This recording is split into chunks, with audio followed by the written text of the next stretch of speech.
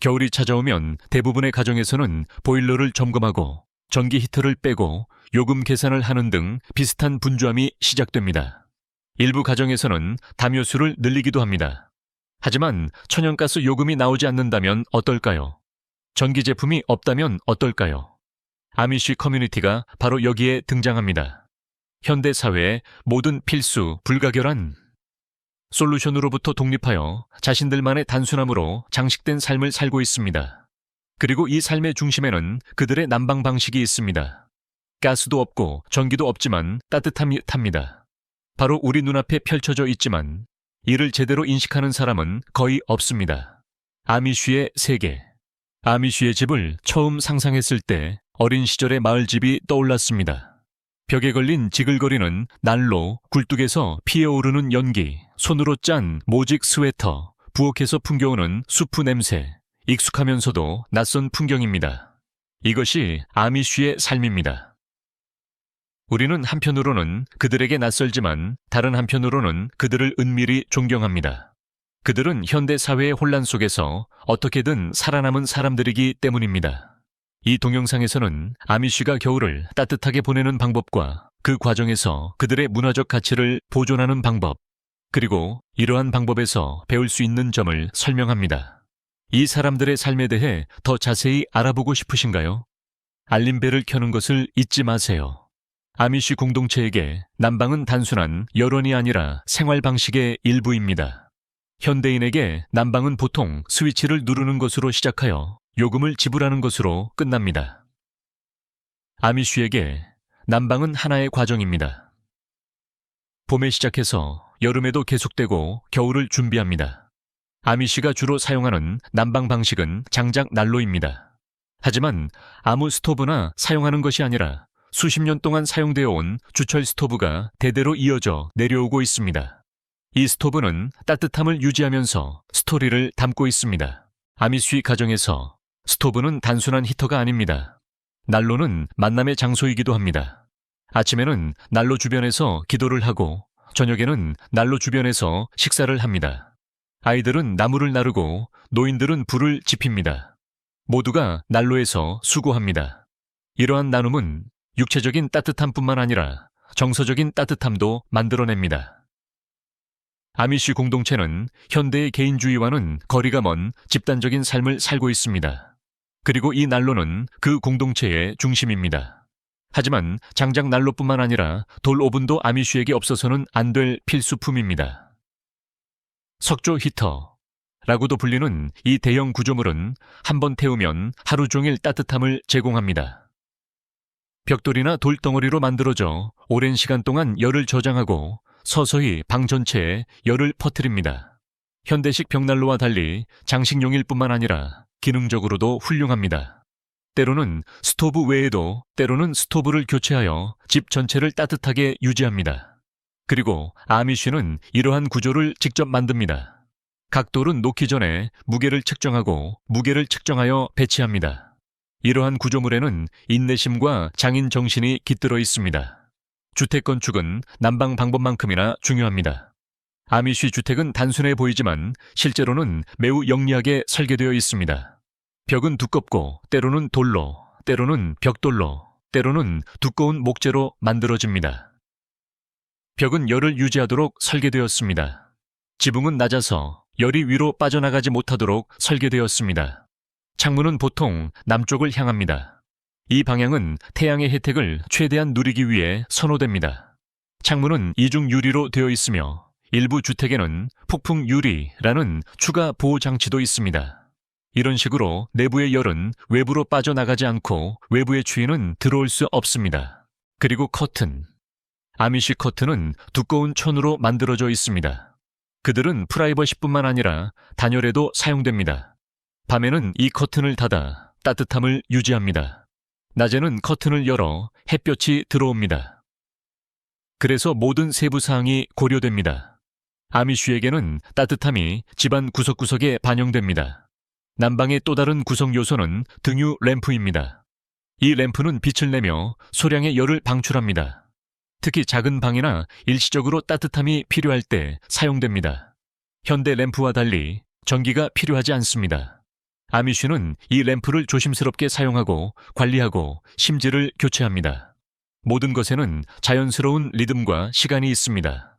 그들에 따르면 빨리 사는 것은 부주의만을 가져옵니다. 우리가 얼마나 빨리 사는 것을 내면화했는지 생각해 본 적이 있나요? 마치 우리 모두가 항상 따라잡아야 하는 것처럼 살고 있는 것 같습니다. 우리의 환경은 바쁘고 달력은 꽉 차 있으며 시간은 흘러가고 있습니다. 기술은 빠르게 변화하는 삶 속에서 우리에게 안락함을 제공함으로써 우리를 도와줍니다. 자동차, 비행기, 고속 열차. 이 모든 것이 속도에 대한 열정의 결과물입니다. 하지만 이러한 속도는 시간의 진정한 가치를 잊게 만들기도 합니다. 일출에서 일몰까지의 시간의 가치는 이제 거의 느껴지지 않습니다. 소셜미디어는 아마도 이러한 빠른 삶의 가장 큰 부분일 것입니다. 화면을 보고 있으면 시간이 어떻게 흘러가는지 실감하기 어렵습니다. 휴대폰으로 인한 정신적 무감각은 말할 것도 없습니다. 그래서인지 아미쉬의 라이프 스타일은 우리에게 많은 영향을 미칩니다. 그들의 삶에 귀를 기울이면 영혼이 평온해지는 것을 느낍니다. 마치 우리 내면에 억눌려 있던 느림과 평화를 기억하는 것 같습니다. 제가 이분들의 삶을 연구할 때 느끼는 감정이 바로 이런 것이죠. 그렇죠? 주제를 계속 이어가 보겠습니다. 아미쉬는 자연과의 관계 때문에 이러한 효과적인 방법을 개발했습니다. 그들은 따뜻함을 위해 나무가 필요하고 숲을 위해 나무가 필요합니다. 여름이 되면 가족은 숲으로 갑니다. 아버지는 도끼로 나무를 자르고 아이들은 나뭇가지를 모으고 어머니는 건조 장소를 준비합니다. 이것은 의식입니다. 함께하는 의식입니다. 모두에게 임무가 있습니다. 그리고 그것은 따뜻함뿐만 아니라 가족 간의 유대감에도 도움이 됩니다. 오늘날 우리가 하이킹이라고 부르는 것은 그들의 일상생활의 일부입니다. 또한 여름에는 장작을 자르고 쌓고 제대로 말립니다. 제대로 건조되지 않은 나무는 겨울에 난로에서 제대로 타지 않아 연기가 너무 많이 나고 굴뚝이 막히고 난로가 그을음으로 남기 때문입니다. 몸을 따뜻하게 하고 싶을 때 집안을 연기로 가득 채우고 싶지는 않죠. 아미쉬는 이를 잘 알고 있습니다. 책에서 배우는 것이 아니라 조부모님에게서 배우기 때문입니다. 모든 아이들은 나무가 어떻게 타는지, 어떤 종류의 나무가 가장 좋은 열을 내는지 알고 있습니다. 이것은 경험에 의해 습득되는 지식입니다. 그리고 이 지식은 대대로 전해집니다. 아미쉬는 경험에 매우 충실한 사회입니다. 대를 이어 지식을 전수하는 것이 거의 법에 가깝죠. 아미쉬는 나무에 대해 정말 깊은 지식을 가지고 있습니다. 어떤 나무가 무엇을 하는지, 어떻게 타는지, 어떻게 자르는지. 그들은 이 모든 것을 조상으로부터 배웠습니다. 같은 동영상에서 고기를 훈제하여 얼마나 오랫동안 온전하고 건강하게 유지할 수 있는지 설명했습니다.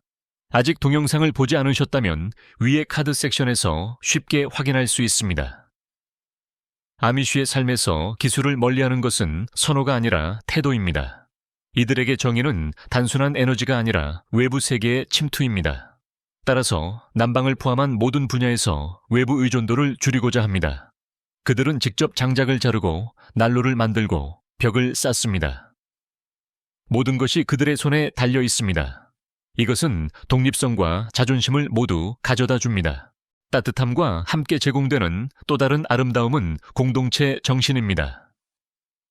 가장 혹독한 겨울날 아미쉬 가정에서 난로 주위에 사람들이 모여 있다고 상상해 보세요. 공예품을 만드는 여성들, 옥수수를 터뜨리는 아이들, 이야기를 들려주는 할아버지, 배경에서 지글거리는 불, 뜨거운 차 소리와 웃음소리. 이 장면은 영화의 한 장면이 아니라 그들의 일상입니다. 그리고 이 따뜻함은 천연가스가 아니라 인간관계에서 비롯됩니다. 현대 생활에서 기술은 종종 외로움을 가져옵니다. 모두가 자신의 스크린에 파묻혀 살죠. 하지만 아미쉬 공동체에서는 모두가 서로의 얼굴을 바라봅니다.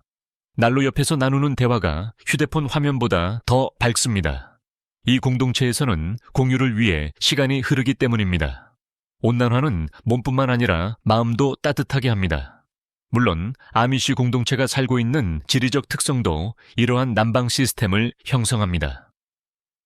아미쉬는 북미의 시골 지역, 특히 펜실베니아, 오하이오, 인디애나에 집중되어 있습니다. 이 지역은 겨울에 매우 춥습니다. 이런 추위에도 불구하고 전기 없이도 생활할 수 있다는 것은 정말 감탄할 만한 일입니다. 역경에 대처하는 그들의 능력은 기술이 아니라 전통에서 비롯된 것입니다. 아미시 커뮤니티에 대해 이야기할 때 단순함에 대한 감탄을 숨길 수 없습니다. 그들에게 과실한 무의미합니다. 단순할수록 좋습니다.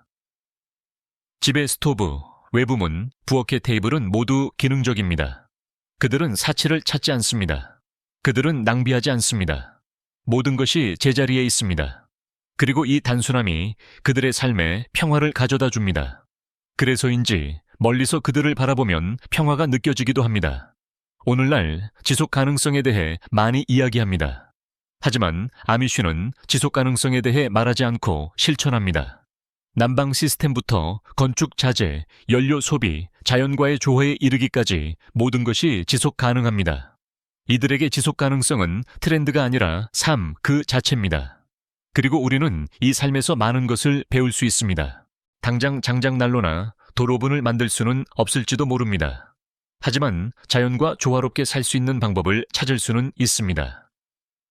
태양에 따라 집의 위치를 정하고 열 손실을 줄이기 위한 작은 조치를 취할 수 있습니다. 가장 중요한 것은 더 많은 것이 반드시 더 좋은 것은 아니며 때로는 더 적은 것으로도 충분할 수 있다는 생각입니다. 욕망이 적을수록 필요도 적다. 이 문장은 심플 라이프의 기본 철학을 요약한 것입니다. 오늘날의 세상에서 우리는 끊임없이 더 많은 것을 가져야 한다고 배웁니다. 더 최신 휴대폰, 더 큰 집, 더 빠른 자동차. 하지만 이러한 욕망에는 끝이 없습니다. 새로운 욕망은 새로운 욕구를 불러일으킵니다. 그리고 이러한 욕구가 증가함에 따라 우리는 자유의 또 다른 부분을 잃게 됩니다. 이 시점에서 적은 것에 만족하는 법을 배우는 것이 구원이 됩니다. 욕구가 줄어들면 외부 세계에 대한 의존도도 같은 비율로 줄어들기 때문입니다. 욕구가 줄어들면 일할 필요도 줄어듭니다. 돈을 벌기 위해 서두르지 않으면 스트레스가 줄어듭니다. 그리고 이 모든 것이 내면의 평화를 되찾는 데 도움이 됩니다. 적은 것에 익숙해지는 것은 박탈이 아니라 의식적인 선택입니다. 이 선택은 우리를 더 자유롭게 할 뿐만 아니라 더 건강하고 균형 잡힌 삶의 문을 열어줍니다. 과잉에 빠지지 않고 정말 필요한 것에 집중하면 정신적으로나 육체적으로 더 강하고 활기차게 됩니다. 이러한 접근 방식은 삶의 본질을 포착하고자 하는 모든 사람에게 강력한 출발점이 될 것입니다. 적은 것이 오히려 더 많습니다. 때로는 적은 것에 만족하는 법을 배우는 것이 우리 인생의 가장 큰 재산이 될 수 있습니다. 결론적으로 아미쉬 공동체는 단순히 대안적인 난방 방식이나 구식 생활 방식을 보여주는 것이 아닙니다. 그들은 또한 더 깊은 것을 가리키고 있습니다. 현대 사회의 혼돈 속에서 길을 잃은 우리들에게 이것은 아마도 가장 귀중한 지침 중 하나일 것입니다. 아미쉬의 삶은 육체적 필요뿐만 아니라 영혼의 필요에도 반응하기 때문입니다. 단순함, 자연스러움, 노동, 나눔, 소속감. 이러한 개념은 아미쉬의 삶에서 화려한 단어가 아니라 일상생활의 평범한 일부입니다. 아미쉬는 우리가 행복하기 위해 끝없이 쌓인 물건이나 디지털 화면이 필요하지 않다는 것을 일깨워줍니다. 아미쉬는 군중 속에 홀로 있는 대신 소규모 커뮤니티에서 깊은 유대감을 형성하는 힘을 보여줍니다. 이들은 삶을 통해 노동의 신성함, 인내의 중요성, 시간의 진정한 가치를 가르칩니다. 모든 것이 빠르게 소비되고 잊혀지는 시대에 아미쉬는 시간과 친구가 되는 것을 선택합니다. 그리고 이 선택은 생존을 넘어 의미 있는 삶에 뿌리를 내리고 있습니다. 이 길은 쉽지 않습니다.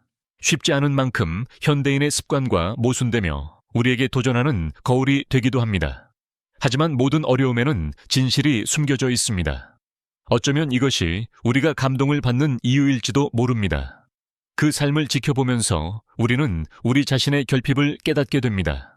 달려오느라 지친 우리의 영혼은 평온함을 갈망합니다. 그리고 어쩌면 우리 모두가 찾고 있는 따뜻함은 난로 옆 돌담 뒤 이야기 속 바로 그곳에 있을지도 모릅니다.